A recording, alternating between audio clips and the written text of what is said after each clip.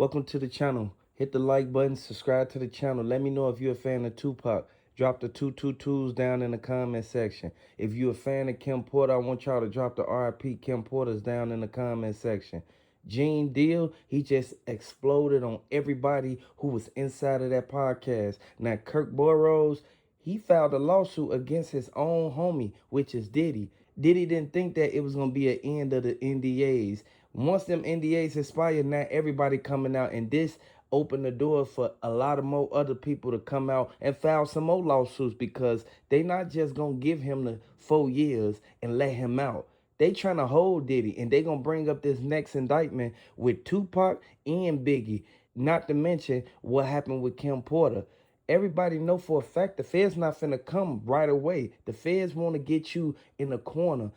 They have a 99% conviction rate, and regardless of how Diddy feel, he will get charged for what happened with Tupac. Now that 50 Cent done dropped this documentary, everybody know for a fact you cannot go out there and try to shut people up, knowing that Gene Deal and Jaguar Wright, they came out and said everything a long time ago, years ago, but now it's all coming to the light. 50 Cent and P. Diddy have been beefing for almost 2 decades.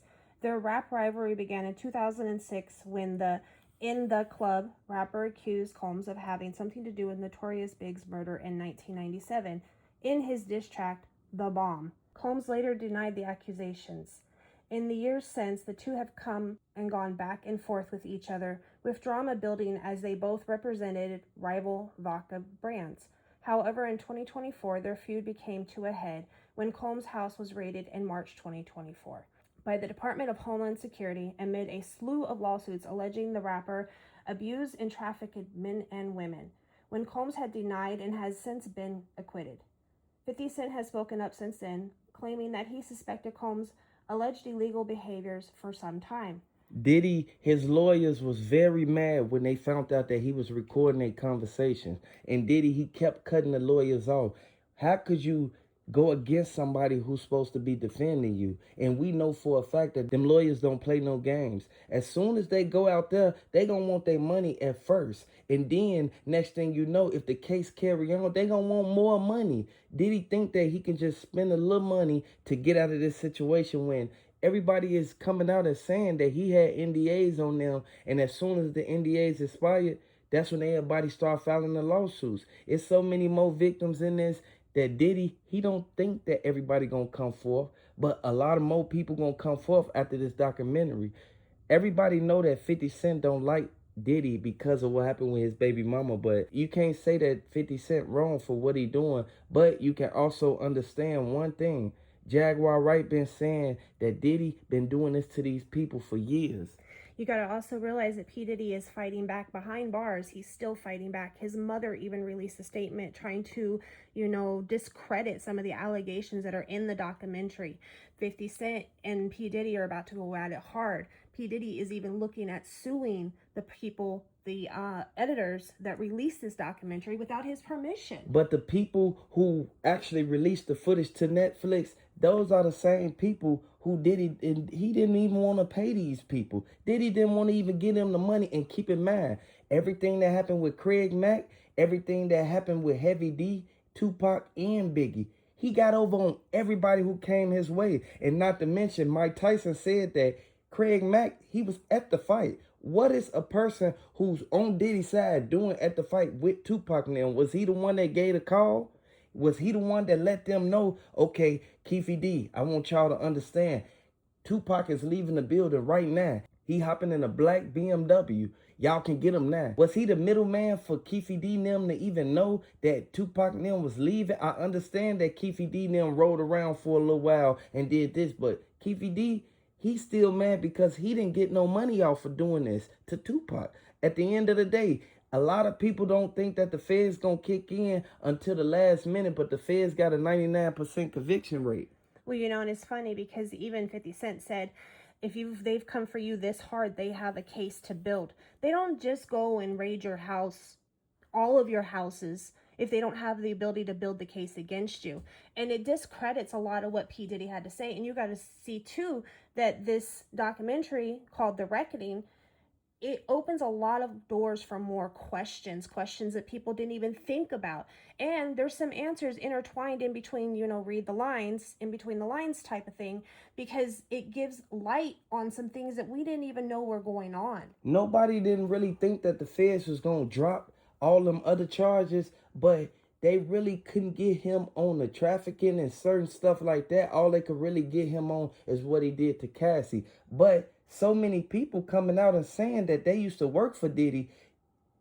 You see what happened with Capricorn Clark. She was the main one who said that Diddy was a terrible person and he's supposed to be charged for everything that he did to these people. But they not going to come forth with the evidence. They not going to charge this man for something that they don't have evidence for. And now, in hindsight of that, he has a ton more lawsuits to face. And I think that's one reason why he wants to fight this documentary so hard, because it sheds a different type of light towards those lawsuits. Now, some of them are financially, they can't serve time. It'll cost him financially. But still, it puts more slander to his name, and his name is his brand. But Diddy, he put everything under Bad Boy, but everything is in his mother's name. So he took the 25% from Kirk Burroughs and told him he gonna hurt him. He came in there with a baseball bat trying to get the percentages from him. And he said he'll get it back later. But he never gave it back. But what he did to Kirk Burroughs behind closed doors in them offices, people walked in on him and saw it, just like people was recording secretly at the mansion parties that he was having. Now, the people who was attending the parties, they didn't think that him and Jay-Z and them was going to be the ones who sit there and be recording them through secret cameras, through the walls and all that. So they pulled out their own cameras since they asked for their cell phones at the door. You cannot take a person's cell phone and think that you finna had them walking around your house and they can't record none. Maybe some people wanted to record the stuff that they was witnessing and seeing so that they can be able to take to the authorities, so that they can be able to get Diddy. Because at the end of the day, Jay-Z and the rest of them, their names got brought up in the indictment, and you already know what happened with Tupac. Keefe D, he telling everything, and he keep telling them that Jaguar right, she not wrong for what she's saying. Diddy need to pay him. Diddy need to help him. He begging out from jail. He begging Diddy to actually show him some love. At the end of the day, there's nothing that Diddy can do. Enough people have seen this documentary already. It is literally the talk of the town. It puts question marks over everything he has ever said. And okay, so there's probably a fan base that wants to believe him. But there's also a fan base that goes, no, that's enough evidence right there to say he's guilty. Diddy, he too smart for his own good. Keep in mind, not to mention he went to Harvard and he dropped out. Once he started manipulating everybody, he even manipulated the dude that put him on and tried to take his spot and tried to take his business elsewhere after he got fired from the company. He was the person who let all them kids run up in that building and got hurt. 9 people lost their life because Diddy threw an event and overhyped it. And because of the way he does business is the very reason why 50 Cent never really got down with him. He had ghost written on one of his albums, and that was about it. He didn't get down with him because he said that he liked to take credit for things that he didn't even have any involvement in producing. And he didn't move like that. 50 Cent pretty much has a higher standard than P. Diddy. And that's why 50 Cent had a work relationship with him, but nothing more. Who you think released the footage of Cassie? Who you think bought the footage and made them release it? 50 Cent did, because he wanted everything to get out there. And next thing you know, as soon as they censors Diddy, he come out with a documentary. It looked like the documentary was already made. It don't look like he just started on making a documentary, because they just sentenced Diddy a month ago. It take longer than a month for them to be able to even get that type of footage ready. Greg Caden, Kirk Burroughs, Capricorn Clark, and the rest of them, they was right there in the documentary as if they was right there giving their statement on how Diddy should be charged for what happened to Biggie and Tupac. Not to mention all them other people who lost their lives. It was 9 people who lost their lives. And this is when Diddy first came up. This is what made him popular and what made him famous. Well, even included in the documentary that the editors actually didn't want to put in there, there was also fresh footage of Combs from 6 days prior to his homes being raided. So this is something they've been working on and they were collecting data for. Somebody, and we've said this before, somebody in P. Diddy's own clique was gathering information. Everybody know for a fact you cannot go out there and do certain things thinking that you're going to get away with it.